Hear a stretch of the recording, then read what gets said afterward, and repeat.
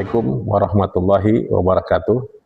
Perkenalkan, nama saya Harun Faizal, SE, MAK, dosen Fakultas Ekonomi dan Bisnis Program Studi Akuntansi, NIDN 03 110 775 04, NUPTK 604 375 365 4130 123, pengampu mata kuliah akuntansi dan manajemen zakat. Pada kesempatan ini, saya akan menyampaikan pernyataan diri dosen dalam unjuk kerja di Dharma Perguruan Tinggi bidang pengajaran atau yang disebut dengan PPD UKT PT. Capaian pembelajaran. Capaian pembelajaran. CPL, prodi yang dibebankan pada mata kuliah. CPL 1, mampu menunjukkan sikap religius, Pancasilais, profesional, dan tanggung jawab sosial dalam menjalankan peran sebagai insan terdidik yang menjalankan nilai-nilai Islam serta menjunjung tinggi etika keilmuan.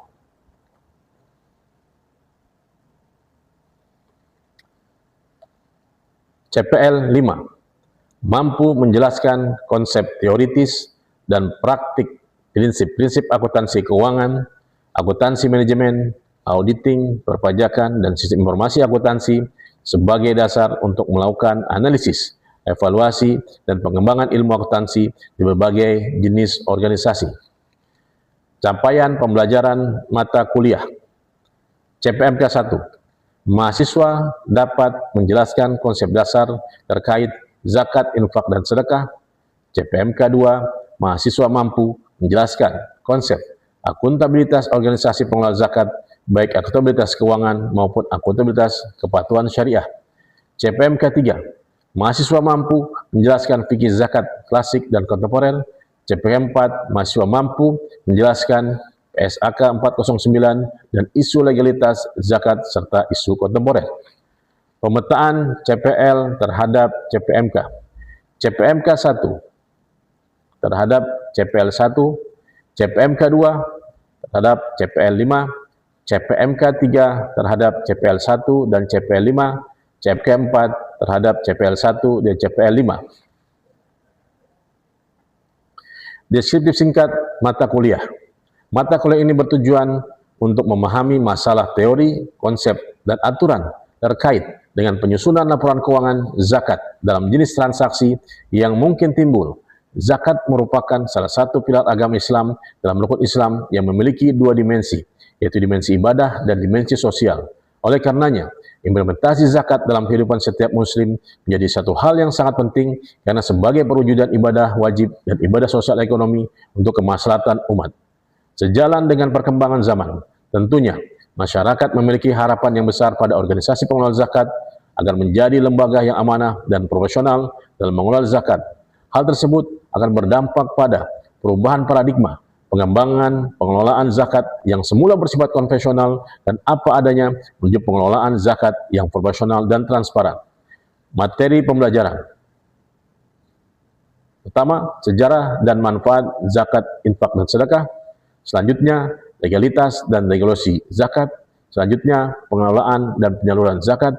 Selanjutnya, tata kelola dan pengendalian internal atau audit organisasi pengelola zakat. Selanjutnya, PSAK 409, setara laporan keuangan amil zakat, zakat infak sedekah. Selanjutnya, akuntansi zakat. Selanjutnya, pengukuran kinerja dan tata kelola organisasi pengelola zakat. Adapun metode penilaian dan kaitan dengan CPMK. Metode penilaian dan kaitan dengan CPMK. Komponen penilaian. Partisipasi kehadiran 15%. Kaitan CPMK, CPMK 1. Sikap, kedisiplinan, komunikasi. Bentuk soal, tugas, absensi, tanya jawab, dan diskusi. Tugas dan kuis 10%. CPMK 2, pemahaman konsep dasar, bentuk soal dan tugas, kuis, mingguan, pekerjaan rumah, latihan soal. Proyek atau cash base 10%. Etan CPMK, CPK 3, kemampuan analisis dan aplikasi, studi kasus, makalah, presentasi kelompok. Ujian tengah semester 25% berkaitan CPMK 2 ditangani dengan CPMK 3 dan pemahaman 50% materi soal esai. Ujian akhir semester 40% kaitan CPMK, CPMK 2 ditambah CPMK 3 dengan CPMK 4 pemahaman 100% materi soal secara keseluruhan esai. Mari kita saksikan video pembelajaran yang akan menjelaskan tentang mata kuliah akuntansi dan manajemen zakat sebagai berikut. Bismillahirrahmanirrahim. Assalamualaikum warahmatullahi wabarakatuh. Waalaikumsalam warahmatullahi wabarakatuh. Para mahasiswa sekalian, pertemuan kita pada siang hari ini yang kita akan membicarakan materi perkuliahan di akuntansi dan manajemen zakat, ya, di mana pada siang hari ini kita akan membicarakan tentang satu pembahasan ya yang akan kita diskusikan berkenaan tentang PSAK 409 yang berkenaan tentang pencatatan akuntansi zakat. Baik, para mahasiswa sekalian, sebelum kita masuk ke pembahasan kita akan lebih dalam lagi kita memahami apa yang seharusnya kita pelajari dari akuntansi zakat itu sendiri. Yang pertama adalah kita akan melihat bagaimana Fatwa Majelis Ulama Indonesia yang berkenaan tentang zakat, pengelolaannya dan distribusinya. Yang kedua, kita akan memahami tentang bagaimana ketentuan PSAK 409 tentang pengakuan, pengukuran, dan penyajian dana zakat. Yang ketiga, mencatat penerimaan dan penyaluran dana zakat. Yang keempat, mencatat penyaluran zakat dalam bentuk aset kelolaan. Baik, sebelum kita melanjut ke pembahasan yang disampaikan dalam tujuan belajar kita pada hari ini, saya ingin bertanya pada mahasiswa sekalian, apakah pernah memahami dan mengetahui tentang apa itu zakat? Belum ada yang pernah dengar tentang zakat itu apa?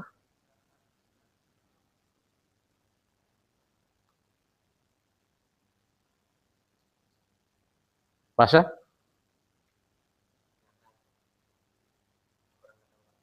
Oke, ya. Alwi? Oke. Yang lain? Belum sama sekali mendengar tentang zakat.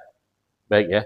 Jadi kalau kita bicara tentang zakat, sebenarnya kita masuk salah satu kategori rukun Islam yang ketiga.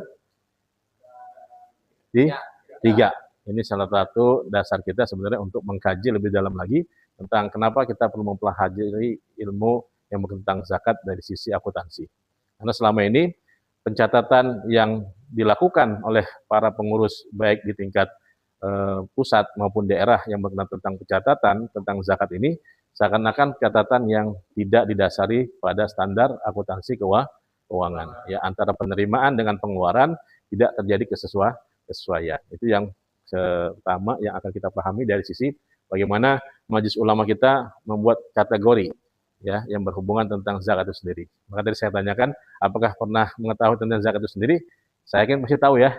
Cuman lupa-lupa ingat kali ya kalau pasti ditanya ya. Kalau nggak ditanya baru tahu. Itu yang tentang zakat ya. Karena dasar kita sebagai seorang muslim kita tahu itu sebagai rukun Islam yang ketiga ya. Jadi dasar kita pertama itu kajian Majelis Ulama Indonesia yang tentang fatwa itu turunan dari situ. Jadi pada saat kita tahu bagaimana kita memahami tentang zakat ya, disebutkan dalam Al-Qur'an itu antara zakat dengan sholat itu menurut Profesor Dr. Yusuf Al-Qaradawi itu sebanyak 82 kata. Ya, 82 kata yang bersamaan dengan kata-kata aqimus shalah wa atuz wa zakah. Oleh karenanya Majelis Ulama nanti juga akan mendefinisikan lebih dalam lagi, lebih jauh lagi tentang bagaimana zakat itu, terus bagaimana juga pengelolaannya dan distribusinya. Sehingga nanti kita akan paham apa yang sekiranya dari pertemuan ini kita tahu bahwasanya zakat itu bukan sekedar hanya kita mengeluarkan, tapi juga kita bisa menghitung dan memberikan laporan kepada pihak-pihak katakan yang sudah mengeluarkan ataupun yang sudah memberikan zakatnya kepada lembaga-lembaga yang sudah ditentukan. Yang kedua, pembelajaran kita bagaimana kita memahami ketentuan PSAK itu sendiri. Ya, dalam akuntansi kita memahami ada standar akuntansi keuangan umum, ada standar EMKM yang berhubungan ekonomi mikro, kecil, dan menengah, ada standar yang berhubungan dengan akuntansi syariah. Jadi salah satu topik kita pada siang hari ini yang berkenaan tentang PSAK 409. Ini salah satu subbab bagian daripada standar akuntansi syariah. Yang ini sudah mengalami perubahan nomenklatur ya berdasarkan dari 2022 ya berganti menjadi 2024 kemarin ya dan baru dipakai digunakan di Januari 2025. Ya nomor klaturnya awalnya 109 berubah menjadi 409. Ya, adanya amandemen ini tujuannya tadi untuk memudahkan agar setiap transaksi yang selama ini katakan bisa dikhaskan yang berhubungan dengan akad-akad yang berhubungan dengan Islamic Social Finance itu bisa mudah untuk ditelusuri. Ya, ini dari sisi pemahaman yang kedua. Yang ketiga tentang mencatat penerimaan dan penyaluran dana zakat. Ya, sebelum kita mencatat, kita harus tahu dulu siapa katakan yang berhak untuk menerima dan siapa katakan yang berhak katakan untuk memberi. Nah, ini dua hal yang seharusnya kita pahami agar sekiranya kita tahu kenapa kita mencatat, tapi juga kita harus mengetahui siapa yang katakan menjadi kategori orang yang berhak untuk menerima dan siapa katakan orang yang memberi dari zakat itu sendiri. Yang keempat, nanti juga bagaimana katakan penyaluran zakat itu yang berhubungan dengan aset kelolaan. Ada orang berikan zakatnya mungkin dalam kategori uang tunai, cash. Ada juga orang berikan zakatnya mungkin dalam kategori harta, ya atau emas, ataupun bentuk bangunan, ataupun kendaraan. Yang tujuannya sebenarnya untuk apa? Ya untuk membantu sama kita yang selama ini itu menjadi haknya mereka yang sudah seharusnya kita sebagai seorang muslim untuk berbagi. Baik para sekalian, sebelum kita lanjutkan, apakah dari kalian sendiri ada yang ditanyakan? Belum ada. Baik, kita lanjutkan ya. Nah, ini yang berhubungan dengan fatwa MUI nomor 8 ya, tahun 2011 tentang amil zakat ya, mengatur tentang hal-hal yang terkait dengan amil zakat. Ya, siapa itu amil zakat? Ada yang tahu? Siapa itu amil zakat? Amil. Amil itu istilahnya kalau dalam bahasa Arab disebutnya sebagai isim fa'il. Isim fa'il itu artinya sebagai seorang yang melakukan. Ya, amil ya. Amil itu orang yang melakukan. Melakukan apa dalam hal ini? Yaitu yang melakukan apa? Seorang ataupun sekelompok orang yang diangkat oleh pemerintah untuk mengelola pelaksanaan ibadah zakat. Ya, dalam hal ini dia yang mengatur tentang bagaimana zakat itu katakan dicatat dan zakat itu juga yang akan didistribusikan. Atau kategori yang kedua, seseorang atau sekelompok orang yang dibentuk oleh masyarakat dan disahkan oleh pemerintah untuk mengelola pelaksanaan ibadah zakat. Jadi tidak main-main ya untuk zakat ini. Yang kita pahami selama ini kan kita tahunya hanya sekedar panitia yang dibentuk oleh pengurus masjid, pengurus musola, terus membentuk panitia zakat. Dan itu biasanya kita sering sebut dengan panitia zakat fitrah. Dan ini kadang-kadang yang kita pahami dari sisi apanya? Dari sisi hal-hal yang umum. Nah, hari ini kita akan membahas sesuai dengan konteks standar akuntansi syariah. Yang ini nanti akhirnya menjadi sebuah pedoman untuk seluruh lembaga amil zakat untuk menggunakan standar yang sudah ditetapkan. Ya. Apa itu standar akuntansi zakat akuntansi syariah? Standar yang ditetapkan Ikatan Akuntan Indonesia yang berdasarkan kepada Al-Quran, hadis, ijma, dan qiyas para ulama. Sehingga kita tidak melenceng daripada aturan kita sebagai seumat Islam. Ya. Yang selanjutnya apa? Ya, yang kedua amil zakat itu tugas sebagai apa? Penarik pengumpulan zakat. Ya, selama ini kita ketahui banyak para penarik pengumpulan zakat yang ada di musola ataupun di tingkat-tingkat masjid selama ini, ya, yang mereka mengumpulkan dari dana masyarakat digunakan untuk kepentingan masyarakat. Akhirnya apa?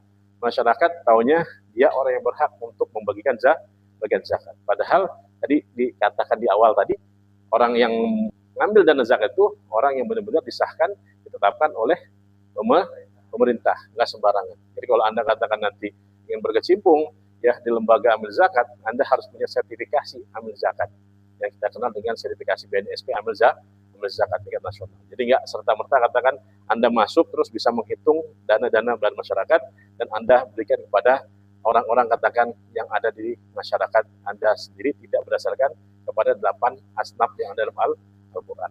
Ya. Atau amil zakat itu juga sebagai pemeliharaan zakat.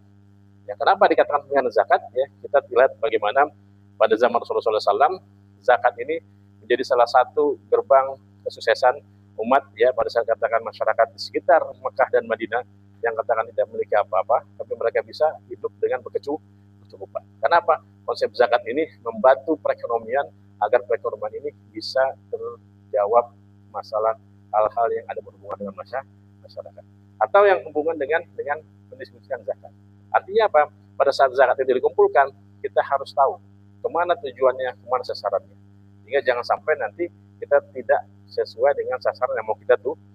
Nah, pendistribusian ini kadang-kadang bermasalah. Di mana pada saat didistribusikan ternyata yang menerima itu katakan bukan 8 asnaf yang disebutkan dalam Al-Quran surat At-Taubah ayat 60. Ya. Masya, silakan. Coba dari soal yang di atas, silakan.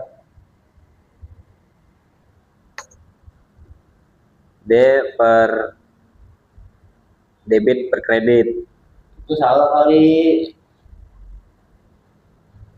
Ada kas di sana. Kas 25 juta. Ya, menerima ya, betul. Sama emas. Di kredit juga. Kali berapa tuh? 52 juta. Ya, di debit, betul. Terus di kredit ada dana zakat 6 juta 500. Totalnya dari 25 tambah dengan Dana zakat total 77 juta. Oke. Betul ya? Betul, Bisa ya? Iya. Itu tadi di ya debit kas dengan emasnya dalam bentuk non tunai. Oke. Jumlahnya 77 Sudah sesuai? juta. Sudah. Dari soal yang kita sebutkan tadi, Sudah, Pak. ya, menerima 25 juta dalam bentuk emas sebesar 20 gram, ya nilai wajarnya 2.600.000, ya. Ada 50 juta, jadi 25 ditambah 52, ya kita lihat ada pendapatan yang diterima, ya. Terus satu lagi di bawah ada 12,5%. Oke, lanjut. Untuk biaya amil. Ya, Ada kas 6.500.000. betul, ada 2. Ya. Oke, terima kasih Mas San. Sudah bersedia untuk membantu ya soalan yang sudah saya berikan. Kita lanjut ya ke contoh selanjutnya ya. Kita akan lihat contoh yang akan kita lihat. Sebelumnya kita lihat dulu hasilnya penjurnalan tadi ya. Ini ada catatan yang mungkin harus dipahami juga oleh para mahasiswa sekalian ya, dari apa yang tadi disebutkan oleh Pak Syah. Baik, kita masuk ke contoh yang selanjutnya ya. Kita masuk ke contoh selanjutnya tentang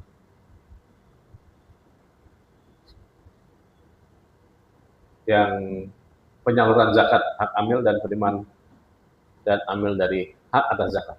Ya. Tadi sudah disebutkan dan sudah dijelaskan oleh Pak Syah. Ya. Jadi kalau sekarang kita lihat jika muzaki, ya, penerimaan zakat maka tidak ada bagian amil dapat memperoleh ujroh berasal dari muzaki. Ya, di luar dana zakat ya, itu sudah dibuat ketentuannya. Ya, contoh selanjutnya pada tanggal 10 Maret 2025, Lajis Pandawa 5 menerima zakat dari Tuan Gilang sebesar 30 juta secara cash untuk disalurkan kepada fakir di Kampung Ihsan ya. Dengan jasa kegiatan penyaluran dana zakat ini Tuan Gilang memberikan ujroh sebesar 3 juta. Baik, kita lanjutkan pada pembahasan selanjutnya. Pada tanggal 10 Maret 2025 Lajis Pandawa 5 menerima zakat dari Tuan Gilang sebesar 30 juta secara cash untuk disalurkan kepada para fakir di Kampung Ihsan. Oke, silakan Ihsan. Saya langsung mengambil jawaban yang akan dijelaskan di sini. Nggak usah dihapus, Ya. Bisa dihapus. Ya, sebelah kanan.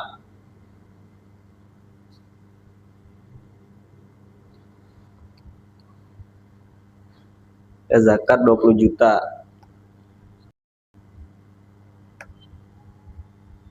Biar itu aja sih Pak Anton.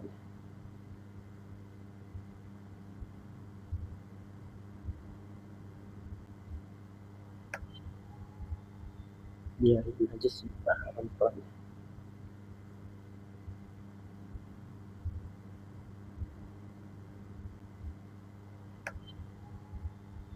Biar itu aja sih Pak Anton.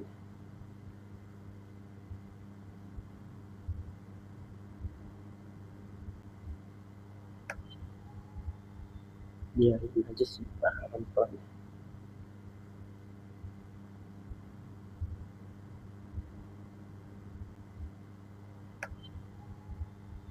Biar itu aja sih Pak Anton.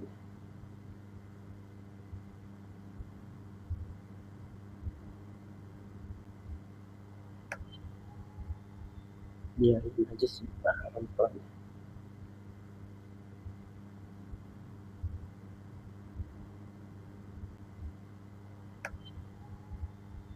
Biar itu aja sih Pak Anton.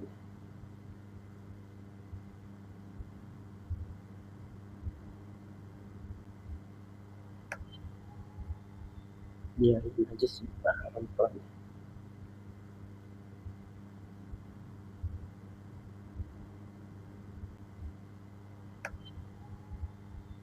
Biar itu aja sih Pak Anton. Baik, saya terima kasih atas pokoknya. Ya, baik. Kita lanjut ya kepada pembahasan kita yang terakhir dari apa yang sampai kita. Ini menjadi salah satu pembelajaran kita hari ini agar kita bisa mendapatkan banyak berapa kaidah-kaidah yang ada dalam catatan yang pernah dalam SNK 409 ini bisa kita pelajari dan kita pahami dan kita terapkan. Jadi Anda sudah mulai mencoba tadi ya buat contoh kasus yang sudah kita pelajari bersama. Mudah-mudahan ini bisa memberikan nilai tambah buat Anda semuanya agar sekalian bisa memahami tentang bagaimana proses pencatatan ya zakat ya di program zakat yang sekalian nanti bisa berikan satu kontribusi ya yang Anda akan jalani ya. Baik, kita masuk kepada contoh tentang perhitungan zakat. Ya, kalau tadi kita bicara tentang 8 asnaf, juga kita tentang bagaimana penerimaan zakat itu diperlakukan dalam akuntansi di PSAK 409. Kita masuk sekarang tentang bagaimana kita bisa mengetahui. Mari sama-sama kita coba telusuri ya dengan berbagai macam simulasi perhitungan yang akan kita buat dalam kelas ini. Baik, ada contoh di sini Lajis 8 pemuda. Ya, di sebelah kiri saya Lajis 8 pemuda. Ya, di sebelah kanan saya ini ada dari para Pandawa 5 yang ini secara tidak langsung juga nanti masuk kategori yang akan menjadi contoh yang akan kita buat dalam simulasi. Pada tanggal 1 Maret ya menerima zakat dari Tuan Dimas ya sebesar 25 juta secara tunai dan menerima zakat dalam bentuk emas seberat 20 gram, di mana nilai wajar emas itu adalah per gramnya sekarang kalau kita equalkan, kita samakan sebesar 2.600.000 rupiah per gram ya. Sehingga total sebesar 52 juta ya dari 20 gram dikali dengan 2.600.000 ya. Dan terkait penerimaan zakat itu, maka amil berhak mendapat bagian dari dana zakat itu sebesar 12,5% ya. Kita tetapkan dari 12,5% dari jumlah yang menjadi haknya amil sebesar 6.500.000 ya. Nah, atas transaksi ini bagian akuntansi dari Lajis 8 pemuda ini mencoba untuk menyusun bagaimana pencatatan dalam akuntansinya yang diasumsikan bahwa dana amil diambil dari dana zakat pada saat harta zakat diterima, hingga perhitungan dan catatan dana amil juga dilakukan per bulan, yaitu pada akhir bulan. Nah, boleh siapa di antara kalian yang bisa untuk volunteer untuk maju dan bisa melakukan perhitungan tentang transaksi yang dicontohkan ini? Silakan. Pasha mungkin? Gilang, Pak. Oke, silakan, Gilang.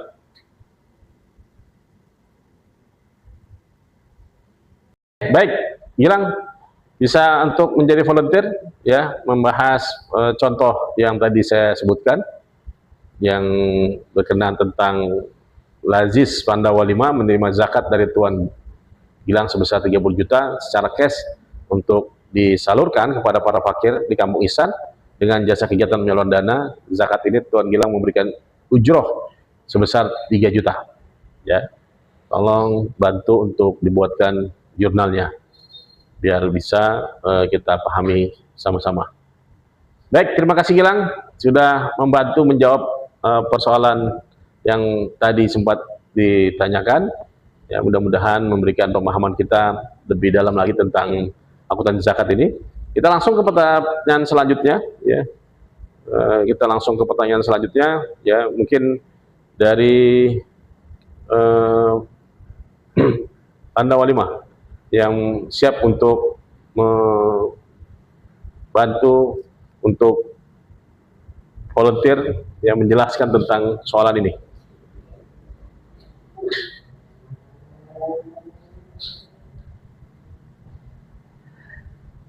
Silakan.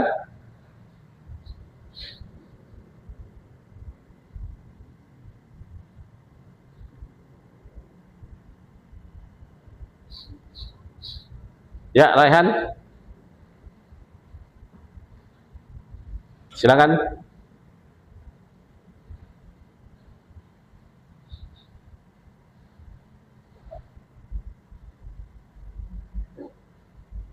Untuk bisa menjawab ini sebagai bagian untuk memahami agar kita lebih paham lebih dalam lagi tentang akuntansi zakat dalam konteks amil ini.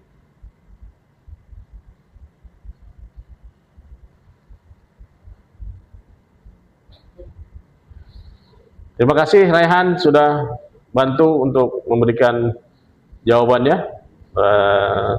Para mahasiswa kalian berbahagia, dari apa yang saya sampaikan di awal tadi ya, pemahaman ya berupa definisi, terus dari definisi kita masuk ke persoalan ya yang menjadi pembahasan kita ya, terus bisa juga kita berdiskusi ya, melakukan pembahasan tentang bagaimana cara menghitung ya dalam perspektif akuntansi zakat pendekatan amil ya, yang sudah diberikan jawabannya tadi oleh Pasha, Ihsan, Gilang, dan Raihan. Subhanakallahumma wa bihamdika asyhadu an la ilaha illa anta astaghfiruka wa atubu ilaik. Wabillahi taufiq wal hidayah. Assalamualaikum warahmatullahi wabarakatuh. Atur nuhun.